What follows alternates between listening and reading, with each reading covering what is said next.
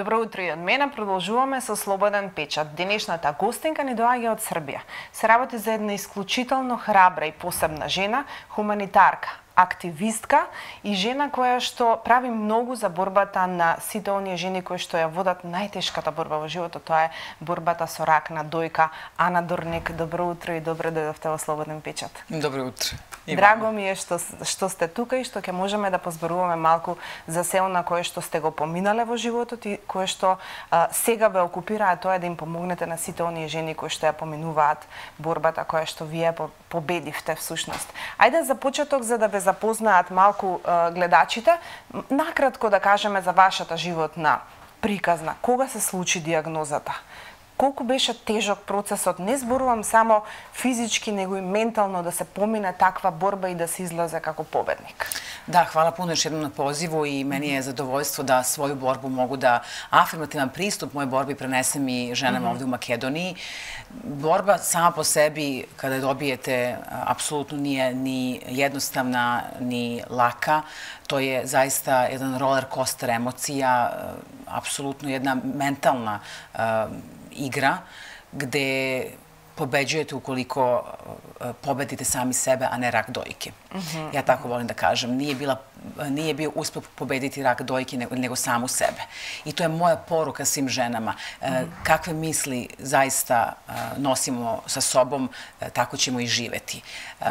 Ta bolest je prosto moment kada vi zaista umrete.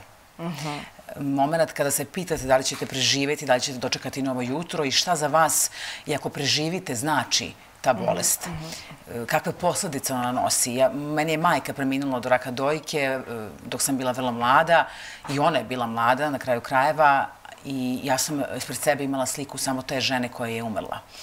Zato sam ja želela da tim damama koje se bore i koji će koračati mojim cipelama budem jedan dokaz da će preživeti, da budem dokaz jedne afirmativne borbe, jer ja nisam imala tu ženu ispred sebe. Ja sam zaista išla slepa ulicama ovog života, a shvativši kada sam počela da osnažujem žene na svom Instagram profilu, da je njima neophodna podrška i da je ipak neophodno da se neko pojavi sa takvom jednim entuzijazmom koji je rešio da je bolest ne definiše, nego da ta bolest bude čista inspiracija. Tim ženama zaista je bilo potrebno da takav neki se pojavi i da one isto nastave tim putem da koračaju i ja sam zahvalna da jesam motivacija tim ženama u Srbiji, ali evo, hvala Bogu, susrećem se sa divnim ženama i u Makedoniji sa istom tom pričom. Да, веројатно дел од искуството и од она што сте го научиле во текот на таа борба го пренесувате во вашата автобиографија. Ти си таа. Иако велите тоа не е омаш на болеста, значи не зборуваме само за болеста и она што сте го поминале низ тоа, туку како еден прирачник на тоа како жените да се справат со сите проблеми кои што ги очекуваат во животот. Jeste. Ja volim da kažem da postoje dva ključna momenta u našim životima. To je moment kada se rodimo i moment kada shvatimo zašto smo se rodili. E pa, moja knjiga upravo podsjeća na to zašto se svako od nas rodio, sa kojom svrhom. I da kada pronađemo svrhu sopstvenu, vi vašu, ja moju i evo vaše kolege iza kamera, kad svako ima svoju svrhu, onda smo pronašli sebe. Onda imamo tu našu motivaciju, imamo razlog da se borimo. Ne da se borimo zbog nekog drugog, nego da se borimo za sebe, a sve ostalo je posledica. Dakle, moja knjiga podsjeća na to da treba da se podsjetimo na koje su to naše sopstvene vrednosti i šta to nas zaista čini srećnom. Jer ako smo mi srećne, onda će biti okolina naša srećna. Mi smo često se odlučujemo na sreću zbog drugih. I još češće čekamo na tu sreću, misleći da će ona sama po sebi doći. Često očekujemo da se okolnosti oko nas menjaju, da se mi prilagodimo tim okolnostima. Moja knjiga podsjeća na to da svaka promjena dolazi od nas samih, a onda kad se mi menjamo, dešava se jedan magičan proces, zaista magičan proces da se svako od nas menja. Колку може да го открие тоа секоја жена кај себе? Почнувајќи од оној моментот што велите баш умираш во моментот кога ќе ти ја кажат диагнозата. Веројатно е тој најшокантниот и најпотресен момент кога ќе ја дознаеш диагнозата и треба да се справиш со тоа. Колку е тука потребна онаа поддршка семејна, општествена, од вакви здруженија како вашето и вашата поддршка? Колку луѓето треба да посегнат по таа помош, да не ја водат борбата сами. Da, podrška jeste jako važna, ali podrška okoline nije najvažnija. Najvažnije je da vi, odnosno pacijentkinja sama pronađe tu snagu u sebi. To je jedan moment ključan za ozdravljenje. A kako ćemo to pronaći? Prvo što ćemo prihvatiti ono što nam je dato. Nietzsche je rekao amor fati, zavoli svoju sudbinu, zavoli svoje iskustva kakva god da su. I kada ih prihvatimo i kada zavolimo i kada budemo sa tim osjećajima, dakle ne bežimo od toga što nam se desilo, onda možemo da kažemo, ok, dobila sam rak dojke, šta dalje? Moć promene leži u moći dobrih pitanja. Ja se sećam kad sam dobila dijagnozu raka dojke, sedela sam u poliklinici i čekala sam da me prozovu na prvu hemoterapiju i znam da sam gledala u plafon postavljajući sebi pitanje zašto se meni bolest desila, zašto baš meni, da li sam bila loša, kome sam bila loša, ne shvatajući da sam bila najlošija sebi. I kad sam prestala sebi da postavljam pitanje zašto se bolest desila meni, već šta to mogu da učinim, da ova bolest mene inspiriše i da mi koristi na kraju krajeva, ja sam ozdravila. Ali da se vratim na pitanje koliko je podrška važna. To je bio moj način da ja sama sebi pružim podršku. Podrška okoline svakako da jeste važna, ali ne treba je očekivati, zato što onda upadamo u zamku, kao što sam rekla, očekivanja. A to ume da bude jako teško po samog pacijenta. Onda upadamo u moment gde možemo da se razočaramo, onda razočarenje nosi jednu anksioznost, depresiju i tako dalje. Znači, mi se vraćamo korak unazad. Mi smo onda sve bliže bolesti. Umesto toga, dobili smo bolest, ajde da vidimo šta možemo da idemo korak po korak napred.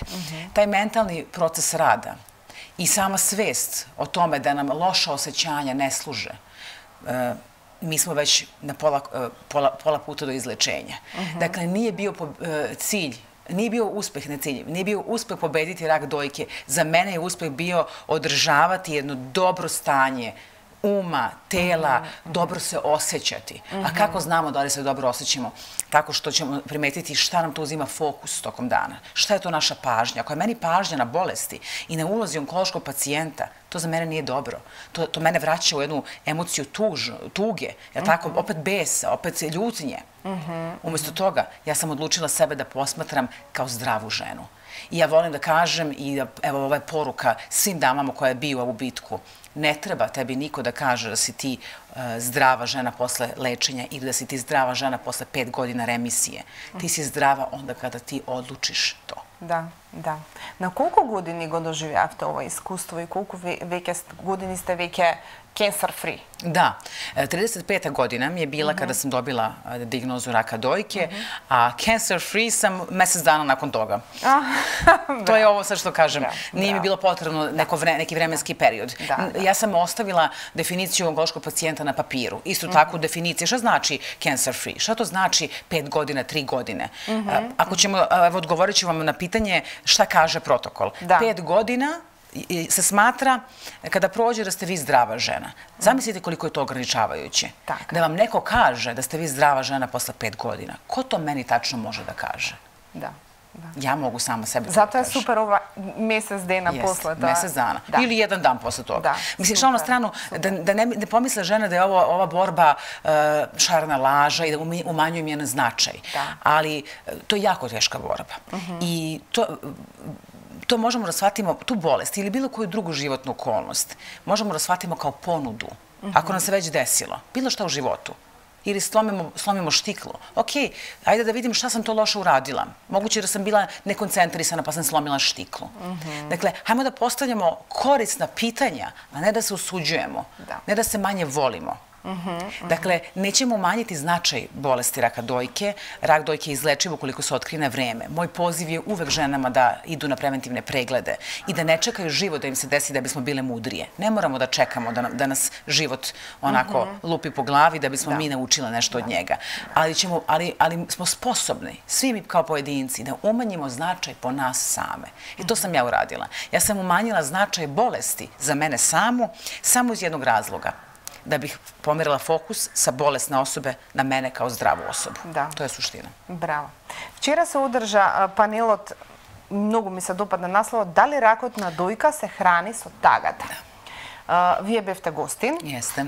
Кажете ми прво како помина сето тоа, каков е интересот во Македонија општо за оваа проблематика со која што се занимавате? Da, meni je prvo tema bila fantastična kad sam je dobila, fantastična i bavit ću se njome češće u budućnosti. Šta više, ta tema me je nagnala naterala me je da istražujem energetsku pozadinu raka dojke i bilo koje maligne bolesti. Odakle interesovanje, ako sam razumela, makedonske publike? Колку во Македонија има интерес за следење на вакви панели? Da, ima. Zaista je bilo puno. Ja upućujem sve čestitke organizatorima. Bilo je puno i panel je trajao od 10 ujutru, čini mi se do 6 popodne. Čestitke za to što su ljudi bili prisutni i držali koncentraciju do kraja panela. Bile su jako zanimljive teme i pre toga, i pre ovog panela i posle toga.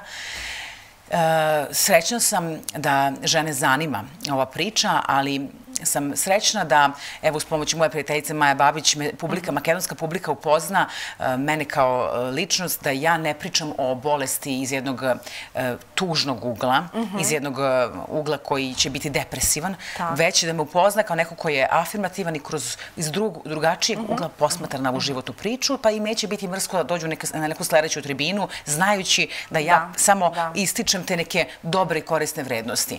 Koliko se rak dojke hrani tugom? Apsolutno da se hrani tugom, ali je moje pitanje zašto mi dozvoljavamo da hranimo svoje ćelije tugom. Svaka ćelija naša, mi kad vidimo sebe u gledalu, mi mislimo da smo mi jedinstvo, a mi smo sazdani od triliona malih ćelija. Svaku tu ćeliju mi hranimo našim emocijama koje gajimo, a emocije se hrane mislima. Znači, vraćamo se na to da ako razmišljamo pozitivno, mi ćemo hraniti naše telo srećom, radošću, poletnošću, elanom, šta god. I obrnuto. Reći ćemo, često ćemo čuti i jeste na kraju krajeva, ne možemo da to ignorišemo, da rak dojke dolazi usled genetskog faktora, usled genetike, ali nećemo robovati genima, odnosno nećemo poslati rob gena, zato što, nećete verovati, dr. Lipton je rekao da na svetu manje od 1% svih oboljenja jeste usled genetike. Dakle, ne možemo da se vadimo na gene. Samo 10% žena oboljeva usled gena od raka dojke. Šta je sa 90%? 90% je tuga. Tako je. Ja sam napravila jednu anketu na mom Instagram profilu, baš sam htjela, pre nego što ću doći na panel, da vidim šta je to te žene dovelo do bolesti. Pa pitanje je bilo tuga, samoće. Drugo pitanje je bilo zavist, mržnja, pohlepa. Treće pitanje je bilo očekivanja. Najviše je odnela tuga i samoća, pa onda i očekivanja, ovo što sam vam rekla. A onda bilo je žene koje su rekle zavist, mržnja. Znači, ja cenim njihovu iskrenost, jer su pre svega bile iskrene prema sebi. To su te emocije koje mi dozvoljavamo. Svako jutro je nova prilika da budemo zahvalni. I, izvinjavam se, moram da kažem kada govorimo o zahvalnosti, da ne zaboravim, obožavam Duška Radovića koji će reći: nemojte da mi govorite samo šta smo zaslužili, šta ste zaslužili, a niste dobili. Jer ću vam naći sve ono što ste dobili, a niste zaslužili. Živite kad već niko ne pravi pitanja oko toga. Така е, и се сведува на тоа благодарноста на секој еден нов ден. Секој еден нов ден да се започне со благодарност за се што добиваме, па дури и болестите. Нели? Ако имаме таков пристап, тогаш се ќе биде поинаку. Имате многу следбеници на социјалните мрежи. Колку успеваат да допрат до вас? Колку успевате лично да им помогнете во нивните... Кога бараат помош? Еве, колку од Македонија имате контакт со жените од Македонија? Da. Moj Instagram profil je počeo upravo sa ciljem da pružam tu podršku i srećna sam da pored tih svih obaveza koje imam, i hvala Bogu bit će ih još, ja uspevam da odvojim vreme da odgovorim svakoj ženi ponaosob. Sigurno je da nemam vremena da sad sa njima se dopisujem, ali da odgovorim i da pružim onu emociju koju one čekuju, apsolutno da. Moj Instagram nije tu da bi ja predstavljala život kao neku lepezu srećnih okolnosti, jer to nije samo to život. Ja sam tu da podsjećam da treba da živimo srećno, ne iščekivajući je samo po sebi. Ali uspevam apsolutno da ustanem u 5 ujutru, tako počinje moj dan, da odgovorim svakoj od tih žena i da, evo, srećna sam da sve više imam pratioca iz Makedonije, od sinoć takođe, i srećna sam da će ta zajednica, sigurna sam da se širi još više i da, eto, ja imam toliko energije i nećete verovati sad, toliko energije imam da je moje prvo pitanje bilo na konzilijumu kada su mi se opštili dijagnozu raka dojke, invazivnost karcinoma, i to da ću ostati bez kosi, da ću ostati bez dojke i da je pitanje kada ću moći da uradim rekonstrukciju. To su sve informacije koje kada vi saspete u lice ženi jednoj, koja je do juče vodila život najnormalnije, bila sređena, oko vi, razmišljala o tome kako će da skuva ručak za dete. Kada je saopštite, ona postane izbezumljena. I ja sam tada izgovorila: zašto se meni ova bolest, pazite, ovo pitanje zašto, zašto se meni ova bolest dešava, pa ja imam energije da toliko ljudi nosim na svojoj duši da ih vodim. To je bila moja rečenica prva, sa suzama u očima. Ja toliko energije imam i vi me stavljate u krevet, ne znajući da će moja bolest biti sve osim kreveta i dijagnoze. Ma, браво. Драго ми е што имаме во студиото. Сега, кога уште ова пред крај, добитник сте на многу награди за особен придонес, допринос во областа на превенција, едукација, борба, лечење на ракот на дојка. Дури имате награда за животно дело од Министерството за здравство на Србија. Лично, која е вашата најголема награда? Победити себе. To sam vam rekla, i nagrade nikada nisu bile cilj, ali su jako važan dokaz mog rada. Nekako, one su putokaz da sam na dobrom putu. Ja nisam imala predstavu da će moja knjiga Ti si ta biti prodata u toliko tiraža, da će biti to što ona danas jeste, a da sam imala možda predstavu, ona sigurno ne bi nosila tu emociju. Dakle, sve što radim, gledam da uživam u procesu, a nagrade dolaze same po sebi. Najveća nagrada jeste emocije koje dobijemo od te žene. Ovo sinoć što sam dobila kao emociju, kao povratnu energiju. Ja sam znala samo da će emocija meni biti vraćena, jer sam, pišući svoju knjigu, ostavila svaku suzu na svakom papiru. Ja sam to jedino znala. Na kraju krajeva najveća nagrada jeste da te žene prepoznaju vaš rad. Tako da i nagrada za životno delo može zvučati pretenciozno, ali ja sam sigurna da je to tek početak onoga što mogu da uradim i što želim da uradim, i sve te nagrade koje sam dobila su moja obaveza i dužnost pre svega, da nastavim da radim to što radim. Ja moram samo da istaknem moje neke humanitarne aktivnosti, a to je da sam od prodaje mojih knjiga i sve što radim, gledam da deo sredstava odvojim za pomoć i podršku tim ženama, renovirala terasu na Institutu za onkologiju i radiologiju Srbije, takođe za Niš, i evo sad velika tribina sledeće godine u martu mesecu u Beogradu će biti upravo za deo sredstava odvojen za renoviranje onkologije u Kraljevu. Jer vi kad radite, vi morate, to je moje razmišljanje, da iskočite izvan cilja, a to se zove misija. Да. Преубаво. Ана, јас ви благодарам за денешното гостување. Посакувам уште многу енергија. Пренасочена, предадена, споделена. Енергијата и љубов. Така што исто така посакувам да ве препознаат уште многу. Јас прво морам да си ја купам книгата, препорачувам на сите наши гледачи. Верувам дека многу жени, без оглед на тоа дали имале и колку имале проблеми во животот, ќе сакаат да ја прочитаат. Навистина фасцинантна личност, фасцинантна жена. Сега ја разбирам Маја кога ми каже на почетокот. Неверојатно. Hvala puno na pozivu još jednom i hvala puno na ovoj divnoj energiji, a kako znam da je imamo, sa suzama u očima smo pričali. Eto, to sam morala da kažem. Скроз. Ви благодарам уште еднаш и да се видиме следниот пат кога ќе бидете во Македонија. Апсолутно, радуjem се. Ви благодарам и вам на вниманието. Продолжуваме понатаму со анкета да чуеме што мислат граѓаните за Црн петок.